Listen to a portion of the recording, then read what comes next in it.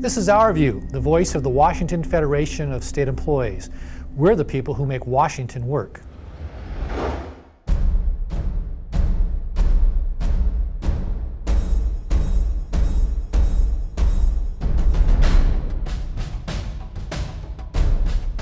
A little late this year, but the flu season is now underway. Good thing we have the Department of Health as an ally to help us stay healthy and help family members who may have to deal with this annual event.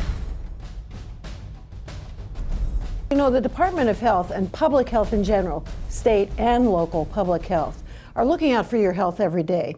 Our job is really to improve and protect the health of people in Washington state. So, for example, want to make sure the water you drink is safe to drink, the food you eat is safe to eat, that when there is a communicable disease, we let you know about it. We tell you what you can do to prevent it. And actually, we help you find immunizations like flu vaccine. And this year, the flu season was slow to start, but here we are. We're in the end of March. And it's hitting Washington state now, and most people don't think that it does this time of the year. Well, you know, Washington state has 35 local health departments. They cover every county in the state. And we rely on the relationship we have with local government, local public health, and our State Department of Health to do their jobs. And we have different jobs. For the flu, for example, we supply private providers and our health departments with flu vaccine for every child born in Washington state from 6 months to age 18. We also get messages out to folks when the flu starts to hit. We get messages out about how to prevent it. We ask our partners to let us know if they've got sick individuals. That's how we find out what's going on. So people should be getting vaccinated each year against the flu, and that includes everyone 6 months and older. And other things that you can do to prevent getting the flu and spreading the flu is to wash your hands regularly, cover your cough, and stay home when you're sick. It's important for people to know that most healthy adults can still get the flu, and they can also spread it to others. And they can spread it for up to 7 days, and children can spread it for even longer. Some of the things that people can do for their loved ones when they're ill at home is to make sure and take, proper cleaning measures and things around the home so that they don't, spread illness. Obviously not leaving the house while they're sick. Healthy adults can spread the flu for up to 7 days, and children can spread it for even longer. So that's really important. One of the things we are seeing, though, is a return of communicable diseases. We've got whooping cough outbreaks in many, many counties in this state. It's a vaccine-preventable disease. And we as adults are oftentimes the one who carry the whooping cough and pass it on to little children. So getting immunized as an adult is one of our biggest challenges, because we all think, oh, I had the illness, I can't pass it on. It's not true. Taking advantage of preventive measures like getting vaccinated as an adult really will help us from the emergence and reemergence of things like whooping cough. Just recently, we were reminded again that working in public service can be dangerous and too often even deadly. Hardly a day goes by when somebody in public service isn't attacked and either killed, injured, or assaulted in one manner or another. I can just think back over the past few months. We had a state park ranger killed. We've had troopers killed, police officers, DOT workers hit. The other day we just had a judge stabbed with a knife and a deputy sheriff shot. So obviously public employees have a very hazardous job. Some people that you probably wouldn't on a daily basis think would have a hazardous job would be Child Protective Services.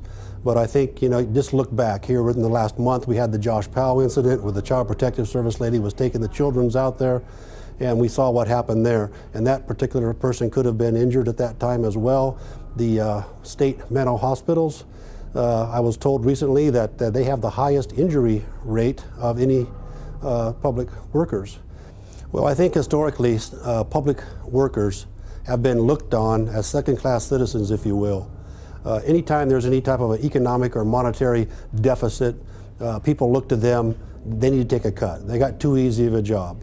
But if you really look at it, most public employees are paid commensurately less than any civilian counterpart would be doing that exact same job. They all perform a task that needs to be done, and they do it well in most cases. But to think that they are somehow the villains, the reason for an economic decline or the reason for economic shortfalls monetarily is just simply not the case. There's hardworking people doing good jobs, doing hazardous jobs for the people of the state and the country, and they need to be recognized as such. And they don't need to be given an award or a medal. They just like at one time for someone in the public to say, you know what, I appreciate that public work. I appreciate that DOT guy out there fixing the drain hole so when I drive through there, my car doesn't, hydroplane and cause me to get in an accident. I appreciate the child service, protective service people that are out there looking after these kids. I appreciate the state trooper that's out there in the middle of the night arresting drunks so I won't get hurt, and him maybe being shot like we just lost our Tony Radalisco. So, all we're looking for is, a little respect, if you will, a little Aretha Franklin, just a little respect.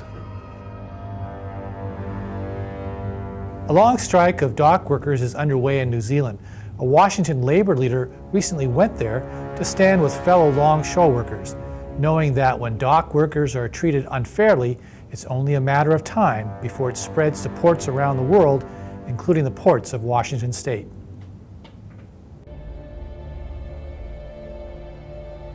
In New Zealand, there's been about an 8-month labor struggle to try to get a contract, a labor agreement for the dock workers in Auckland, New Zealand at the container terminals. What we're learning is that dock workers, and especially organized dock workers around the world, are under attack all over the world. And the feeling is multifaceted that if dock workers in New Zealand are successfully casualized and privatized in their ports, then it will move to Australia, from Australia to Europe, from Europe to America, from America to the Far East.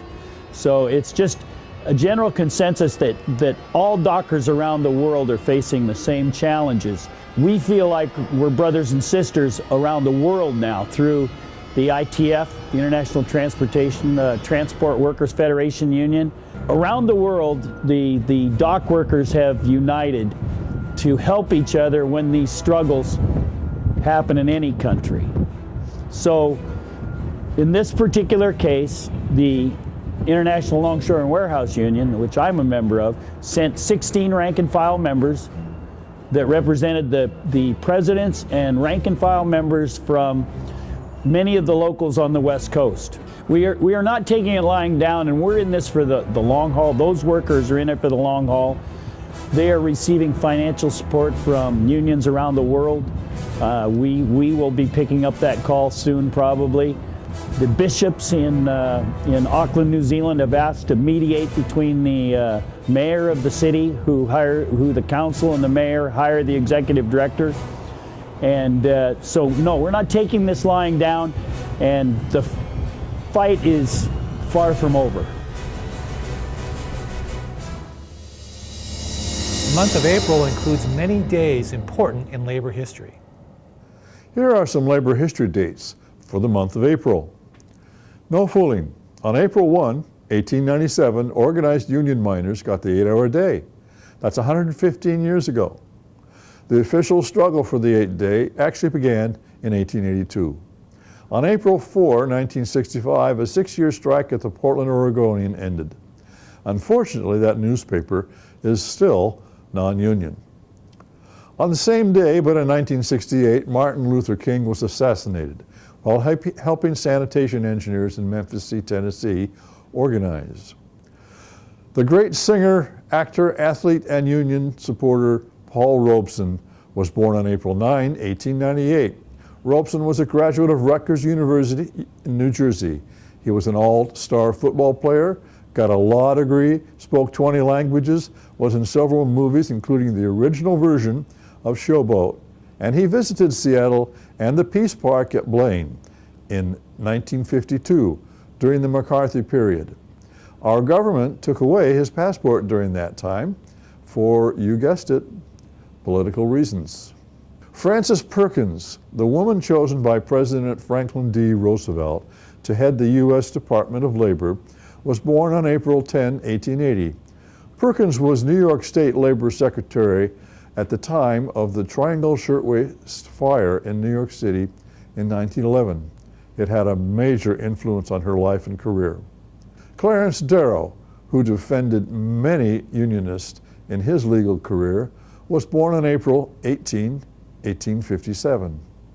The Ludlow Massacre in Colorado took place on April 20th, 1914. About 30 women and children were killed in that event, a large part of the blame for which can be laid at the feet of John D. Rockefeller. The Canadian Labour Congress was formed on April 23rd, 1956. April 28th is the anniversary of the 1971 signing by President Richard Nixon of the Occupational Safety and Health Act. It is why unions commemorate April 28th as Worker Memorial Day. It is the last significant piece of labor law adopted in the United States of America. Think about that. And so we see a bill that represents in its culmination the American system at its best. Democrats, Republicans, the House, the Senate, the White House, business, labor, all cooperating in a common goal: the saving of lives, the avoiding of injuries, making the places of work for 55 million Americans safer and more pleasant places. This has been Our View, brought to you by the proud members of the Washington Federation of State Employees. We remind you, when you accept a paycheck for your hard work, you don't give up your rights. Thank you for watching. We'll see you next month.